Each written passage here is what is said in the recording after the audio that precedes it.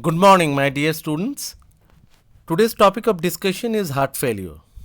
So, this is basically an initial presentation, a video presentation on the recent modification of the classification of heart failure, and obviously, I will take you through via online class uh, through the details of different types of heart failure in the later period. So, don't worry, just concentrate on the initial video, and this is the most modern way of classifying the thing. The one of the most important cause of high morbidity and mortality, and you try to concentrate on whatever the uh, presentation I am showing in front of you. So it's a serious condition that you can understand. This heart failure is a serious condition, and it is having a high morbidity and mortality. It is a complex clinical syndrome which arises from abnormalities of cardiac structure, function, or both that impair the ability of the heart to fill or eject blood. Now, then what is normal heart? And that is very important, because when I am talking about the heart which is undergoing failure, you must know what is normal heart. A normal heart is capable of increasing the cardiac output up to 3 to 4 times the resting value during exercise and in other states of increased need. The need may be of different conditions, maybe some pathological condition like anemia, thyrotoxicosis. So it's all about the increased need. So heart failure, as I said, can be defined as the inability of the heart to maintain the cardiac output adequate to meet the metabolic demands of the body at all times. But obviously, there are certain reasons where the uh, filling of heart is not proper due to inadequate relaxation of ventricle, and that is called the obviously the diastolic failure. But again, as I said, we'll take you through the online class and you will be able to understand. Now, let's come to few of the things which you will see when you observe the echocardiography report of any one of your uh, neighbor, colleague, your parents, your grandparents, and you will see this term ejection fraction. So now we are talking about the normal thing. So what is ejection fraction? Unless you don't know the ejection fraction, you will not be able to understand the modern classification of heart failure. So by the term ejection fraction, we mean the amount of blood that is pumped out of the ventricle, obviously via aorta, divided by the denominator is the total amount of blood in the ventricle. So this is happening in the systole, the ventricles when they are contracting, and this is the diastole when the ventricles are filling. But whenever we are talking about ejection fraction, we are mostly talking about the systolic one, or when the ventricles are contracting. So it is primarily related with the systolic failure or kind of left ventricular failure. These are also a kind of term previously used, also used nowadays. It's not that those terms are obsolete, but the thing is, as we have the recent classifications, we'll show you in the next slide. This term, the ejection fraction, has a very good, probably has the most relevance in respect to heart failure. Now, in echocardiography report, you will see it is around 60%, 65%, like that. Even in a patients with sometimes with a moderate ejection fraction, you will see that it's 55%, 50%, and we are trying to solve it with by giving drugs. But when it falls below a certain level, if it comes around less than 40%, even if it is coming below 20%, then it may lead to severe heart failure. So you must be very, very cautious about this. But if the value of this ejection fraction is more than 70% or 70% or more than 65%, you must be quite assured the patient is probably not having systolic failure or left ventricular failure, because it is all about the contraction of the ventricle and the systole. So this is the modern classification of heart failure. You will probably not get it in your book.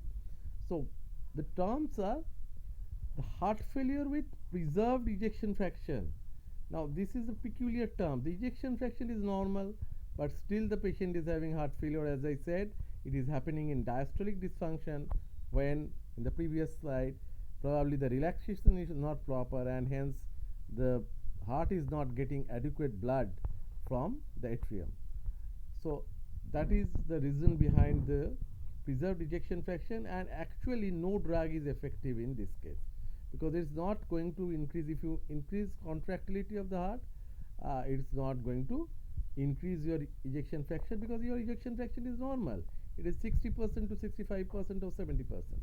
And what are the reasons why these things are happening? Mostly the age, the hypertrophic cardiomyopathy, which is a clinical condition, the amyloidosis, which may affect not only heart, your kidney, skin, so many of the organs are involved, and hemochromatosis, which is also involving liver. So all these things may be responsible for heart failure with preserved ejection fraction. Whereas the other one, which can be easily treated with medications, and we'll discuss the treatment of this part, this is called heart failure with reduced ejection fraction. And in this case, the chronic pressure overload, the volume overload, the left ventricular failure, this systolic failure, all these terms will come under this. So heart failure with reduced ejection fraction, that means the ejection fraction is less than a certain amount, maybe 40%, hypothetically.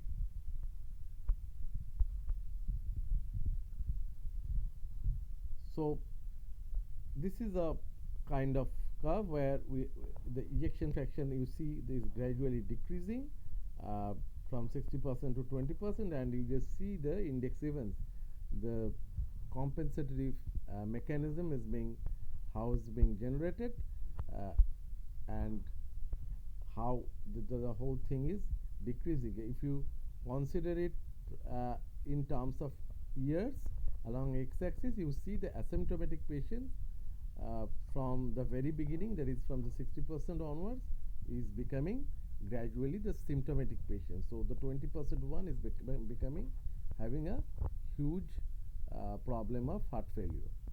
So these are basically the secondary damage, and the secondary damage can be obviously can be prevented, restricted by giving medication. So it's not that the heart failure has no solution. Heart failure has a solution.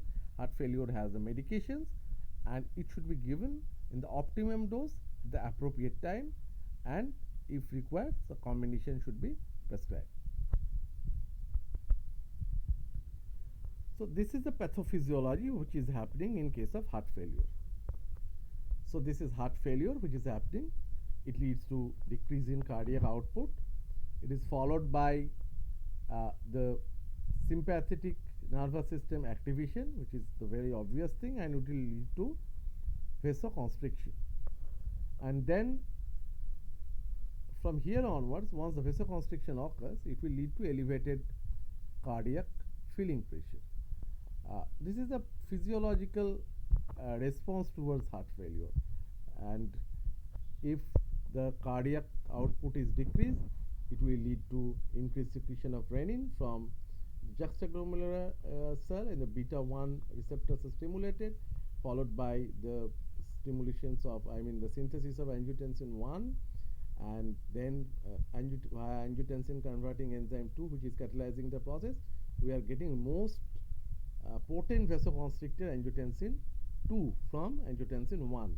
But once this is produced, this will increase further vasoconstriction, and this angiotensin 2 will ultimately increase cardiac remodeling. That is dangerous, which I already mentioned in one of my class, because the shape of the heart may be changed, and therefore it is there will be change in the nature of the fibrous tissues, and then it will be difficult for heart to pump properly.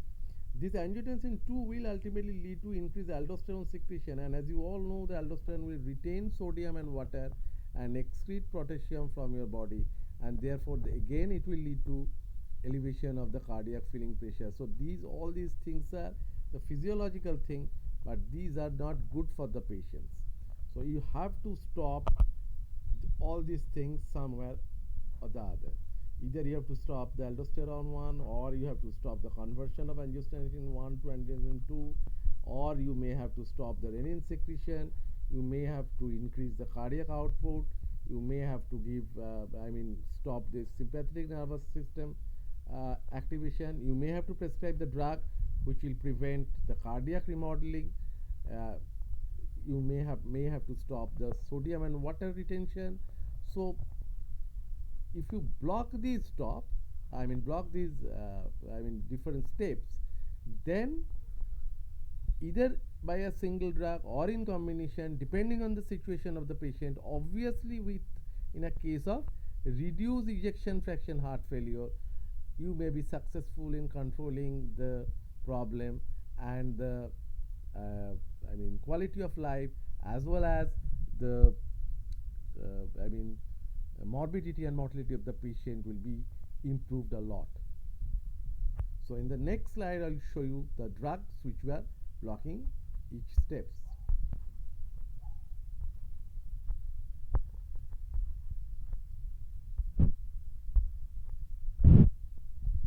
So look at this side. Here you will be able to understand the drugs which are given. Here you see the first step. Here, from renin to angiotensin can be stopped by renin inhibitors, and those drugs are aliskiren. But also you can give beta blockers, especially in stage 2 and stage 3 heart failure as per New York Heart Association definition. Angiotensin 1 to angiotensin 2, it can be prevented or blocked by inhibitors like AC inhibitors, that is called angiotensin converting enzyme inhibitors, and those drugs are enalapril, captopril, ramipril, and then your lisinopril. So these drugs can be used. If angiotensin 2 is already generated, you can give angiotensin 1 receptor antagonist, and those drugs are losartan, candesartan, valsartan. So by using these drugs, you can prevent reduced ejection fraction heart failure. Obviously, these are the initial choice of drugs. When we'll discuss chronic congestive heart failure, we'll see how step by step we are prescribing these drugs. At the moment, you just try to remember the different steps and the name of the drugs. Then we are coming to aldosterone, and you know, after seeing the video of diuretics, we can prescribe spironolactone, which is a aldosterone receptor antagonist.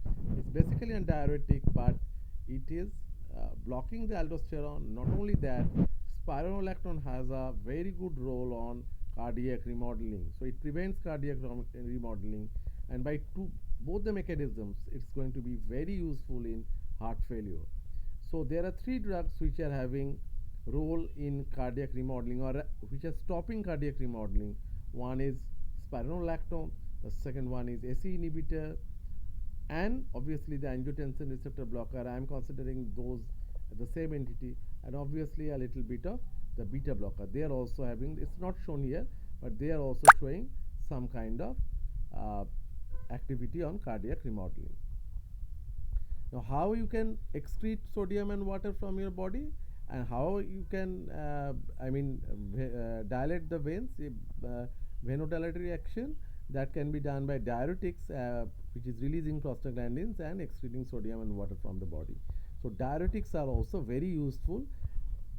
Spironolactone have a dual role, but the other diuretics like the loop diuretics, the diuretics like thiazide is also effective in case of heart failure, congestive heart failure. Then we'll come to the drugs. When all these drugs will fail, we'll probably give some kind of drug which will increase the contractility of the heart. That means especially in systolic failure, especially in reduced ejection fraction where the other drugs are not going to be effective, you give a combination of digoxin, or digoxin is the drug which is a cardiac glycoside. It will be again discussed separately in your online class. The inotropic agents. The inotropic agents means which will increase the contractility of the heart. So you can give the drugs like dopamine, dobutamine. So these are extremely effective in heart failure, especially if the failure is associated with cardiogenic shock. And then in this step, again, when the cardiac output is decreased and the sympathetic activation occurs, then you can again give digoxin, but the dose of digoxin should be restricted. You cannot stretch the fibers after a certain limit. So that is the problem. It will increase the contractility. Obviously, it is decreasing the heart rate. So that is the advantage of giving digoxin, and it can be given orally. But the dopamine and dobutamine are only given via injectable route, the intravenous route. And as I said, the beta blockers, which will prevent the synthesis of renin, and these are very effective in the treatment of heart failure, especially stage 2 and stage 3. But beta blockers like atenolol or bisoprolol or carvedilol, which are giving in heart failure, not all are beta blockers. These are very much effective in type 2 and type 3, but these are contraindicated in intractable heart failure, where you probably require the inotropic agents. And then comes the vasodilators, where the injectable vasodilators like hydralazine, which is the arterial dilator, and the venodilator like sodium nitroprusside, or if you want to give both arterial and venous dilator, then the sodium nitroprusside can be given. Otherwise, as I said, hydralazine as a arterial dilator and as a venodilator, you can give nitroglycerin, which is basically a nitrate group of drug.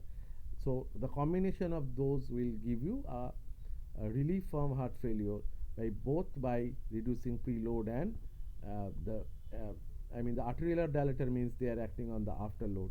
So they will be very effective as a combination or even as a single drug.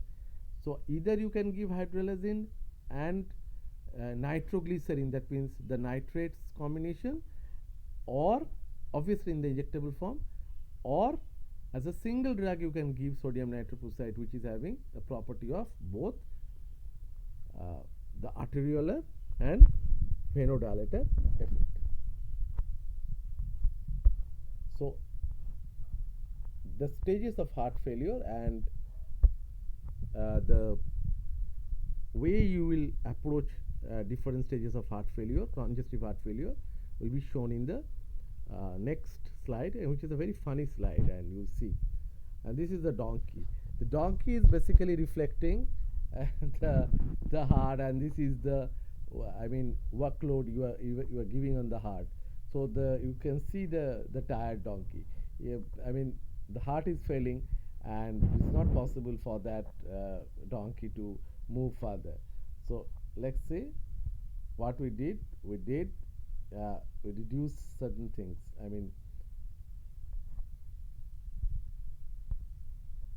This is the way we approach the thing.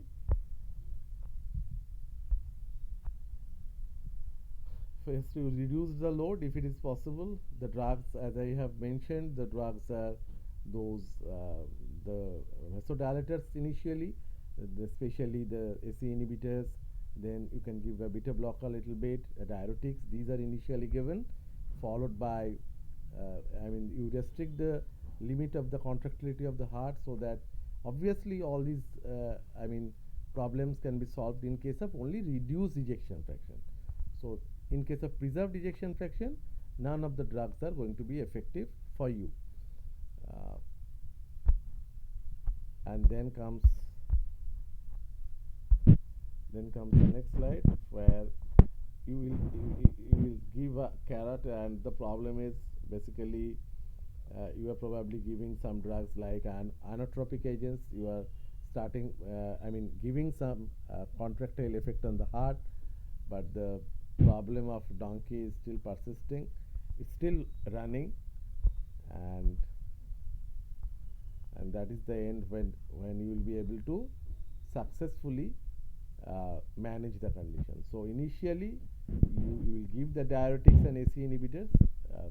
It can be it's ideally thiazide group or the furosemide group from diuretics, because if you prescribe ACE inhibitors and spironolactone, it will lead to hyperkalemia. If you give the both, then add furosemide with that. It will help you in the first step. In the second step, you see the beta blockers can be added. So beta blockers only in type 2 and type 3, because it's contraindicated in intractable heart failure. So it can be added with this. In the third step, in the third step, you can give digoxin. As I said in the previous slide, it is basically increasing the contractility. So this is the carrot. Or you can give the inotropic agents, which are probably given by intravenous route, like dopamine or dopamine. And the last step, when nothing has been working, we will go for CRT. I mean, these involves the I mean, either the implantation of the artificial heart or the mechanical type of ventilation of heart. So this CRT is basically nothing about any kind of medication. It is about some artificial means by which you are making your heart comfortable and working in a working condition. So probably I have been able to, I'm successful in giving you a initial introduction and a basic idea about heart failure. So with that, I am concluding my presentation on the congestive cardiac failure or heart failure at the moment.